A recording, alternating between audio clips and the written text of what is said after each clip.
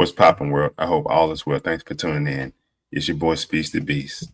If you're new to the channel, go ahead and subscribe. If at any moment during this video you like what you're hearing, go ahead and hit that like button. If you got something to say, go ahead and drop it in the comment section. Today, we're going to talk about this whole thing about black fatigue. Now, I think there's a couple of definitions out there of this, but the definition that we're going to talk about is the fact that there are people of all races who are tired of dealing with different aspects of the black community or the black experience or black culture, right? Victimhood, things of that nature. We're going to watch some clips of people kind of breaking this all down, and I'm going to insert my 2 cents on it as we go. Without further ado, let's get into this. White people don't want to live around ratchet black people, and black people don't want to live around ratchet black people. I mean, it's nothing like going to the Walmart on a Sunday morning, and then you see the Bonnet Crew walk in. Loud, obnoxious, the kids are everywhere, in every aisle, unattended, and that's anywhere you go.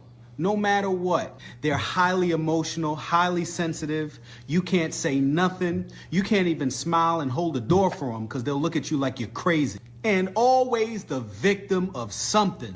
Either you stepped on a shoe, you looked at them wrong, you told them good morning. They're never happy, they're never satisfied.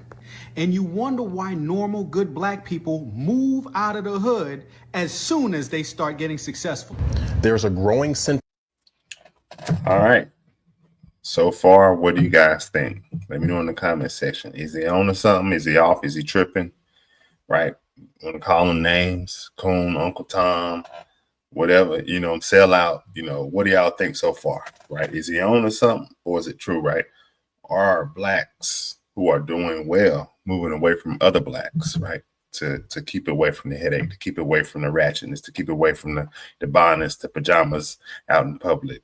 Right, all this other stuff. Is what he's saying true? Let's keep going. Sentiment, most recently, of individuals who are proclaiming they do have black fatigue. And you don't have to be a non-black person to have black fatigue. What does that phrase actually mean? Essentially, black fatigue is a growing weariness of the actions of the quote-unquote black community. But it goes deeper than that, because we are in 2025 now, and we are being judged based on the content of our character and not the color of our skin. But the interesting part is the lie that's been sold to the black community in particular is that the color of our skin dictates the content of our character. That's why in the black community, sometimes you'll hear people say, oh, you are acting white, when they're talking to someone like myself who doesn't act the way most people would expect a conventional black person to act. In their minds, there is a correct way to act black.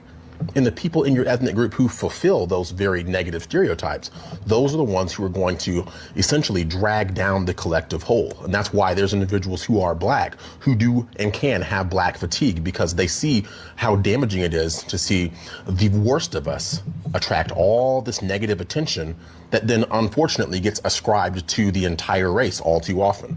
But what's unfortunate is here in 2025, now we have to contend with the fact that there's people who are so sick and tired of seeing those negative aspects, those negative individuals in the black community attracting all this attention.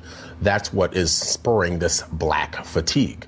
So there's this term that's going around called black fatigue. What you think about him? I think he might be on to something. He's saying that the things that the degenerate blacks do, that kind of rubs off on the image of all the other blacks. Let's just put it like that, right? Kind of give blacks as a whole a bad name, right?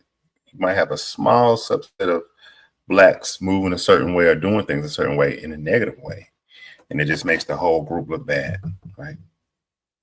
There's some truth to that. There's a lot of truth to that. Let's keep going. And what black fatigue is, you are tired of certain black behaviors in the black community that needs to be addressed, and is literally making you tired at this point. When it comes to black on black crime, upholding things that are not right in the black community, like baby mama culture and the rap culture that we have now, gang violence, all of these things that are horrible for the black community. My main one is thinking that you are oppressed in America when a lot of black people have so many opportunities in America that it doesn't make any sense. There are black doctors, black lawyers, black content creators, black entrepreneurs, and honestly, it is ridiculous how much black people have an advantage in America. Literally at this moment in 2025. There are black celebrities that are going on the red carpet at the Met Gala and all these things and telling you that you're oppressed while they sit and have neighbors, white neighbors, in their $1 million mansions. It's tiring. It's absolutely tiring to have to go on a platform and tell you you're not oppressed.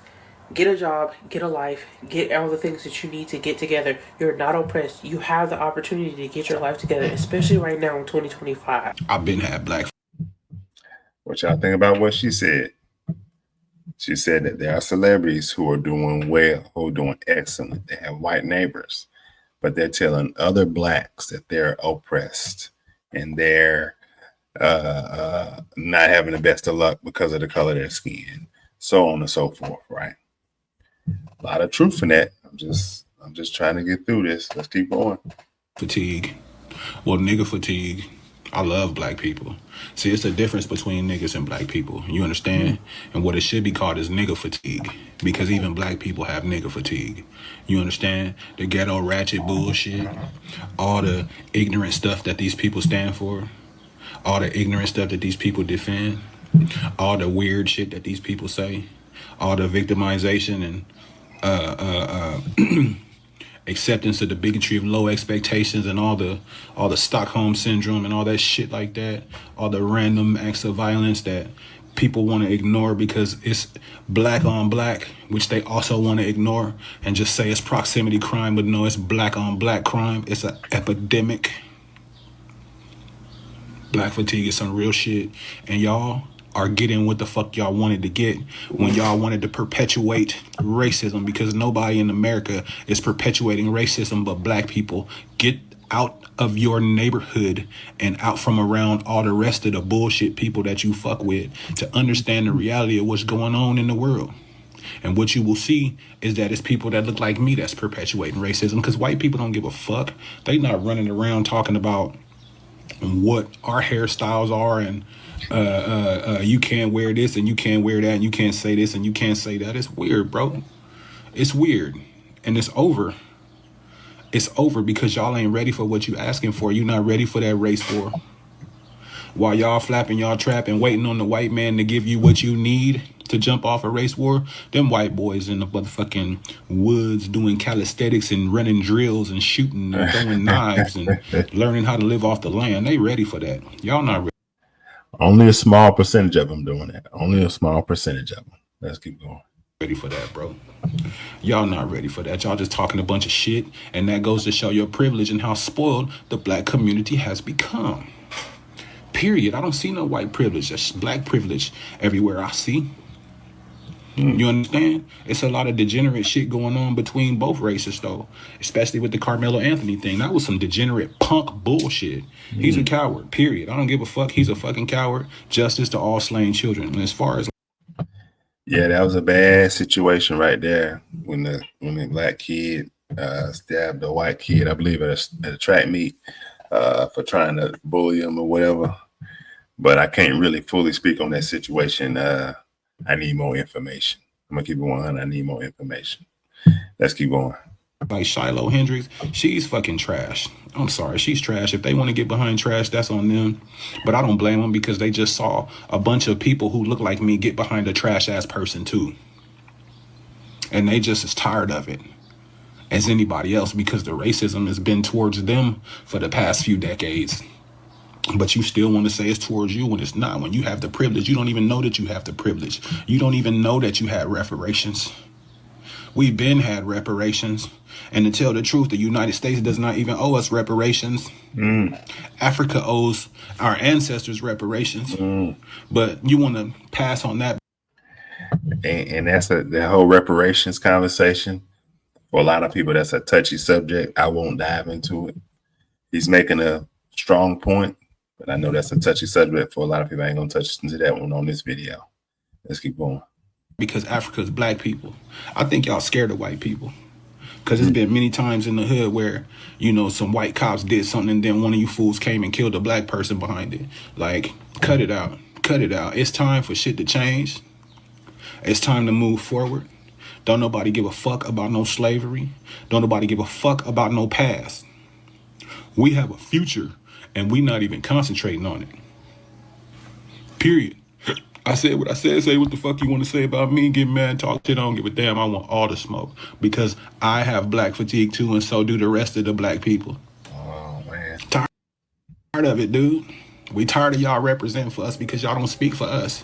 Y'all don't think like we think. Y'all don't do what we do. As a matter of fact, you do us worse than you do white people because we in proximity to your bullshit. oh, true. That's true. I don't know. I said what the fuck I said.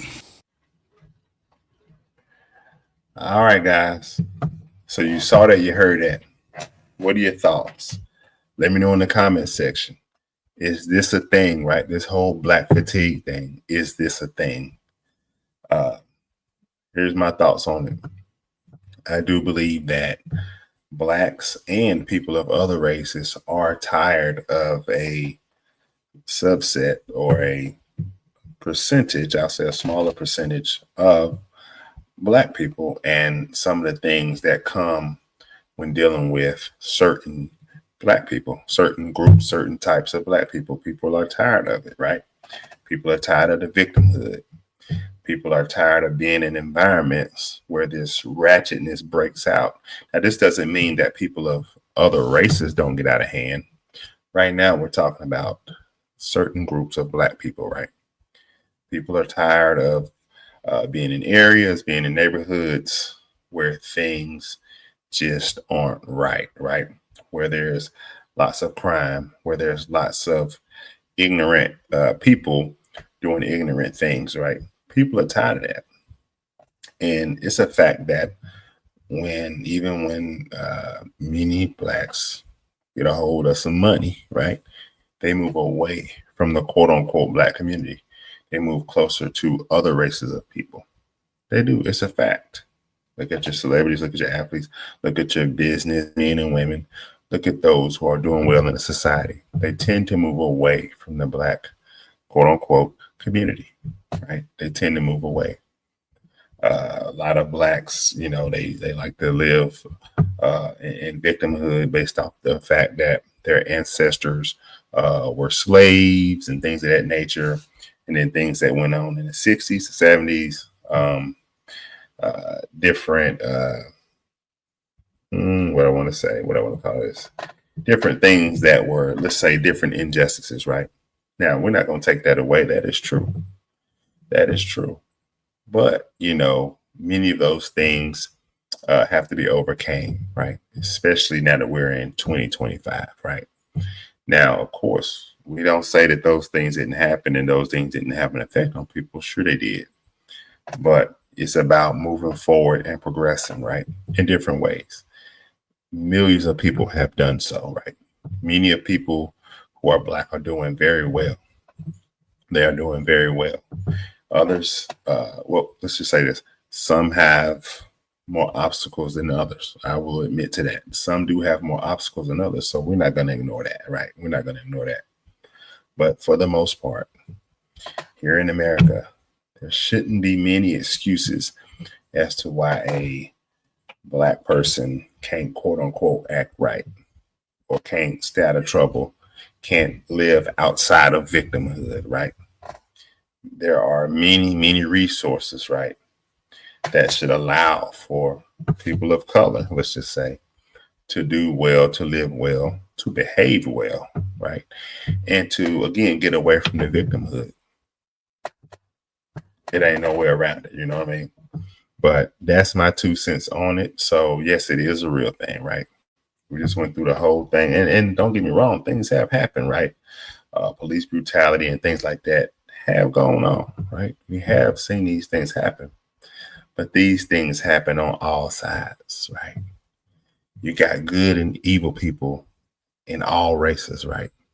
In my mind, right, as a man of God, there are only 2 types of people, good and evil.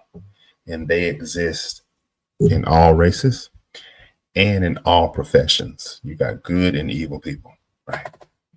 but we got to be able to overcome that. And again, yes, this black fatigue is a real thing. These people are getting tired of it. These people are moving away and getting away from certain groups of black people every chance they get. It is what it is. And a lot of people are keeping their mouths shut and not, and they're afraid to speak out on this because they don't want to get ostracized, or they don't want to get in trouble, or they don't want to get canceled, or whatever the case may be. A lot of people of other races, they got their lips sealed. But when they're in those small rooms or on those small phone lines, right, with a particular group of people, they're letting it all out. Right? They're letting out how they truly feel about this group of people. It's a thing. Me personally, I love all my people. I love all people. I love blacks. I love everybody. Right? I love everybody. But there are many things that need to change. I'm just keeping 100. There are many things that need to change within the culture. Right? Let's just keep it 100. Right? Like I say, I love everybody. And there are things and reasons and excuses as to why certain people are the way they are. Right? But we got to come up with solutions. How do we make the change? How do we come up with the solutions? Right? But it is what it is. That's all I got for this video. Let me know what you think in the comment section. Remember this, keep God first. I love you all. Be blessed.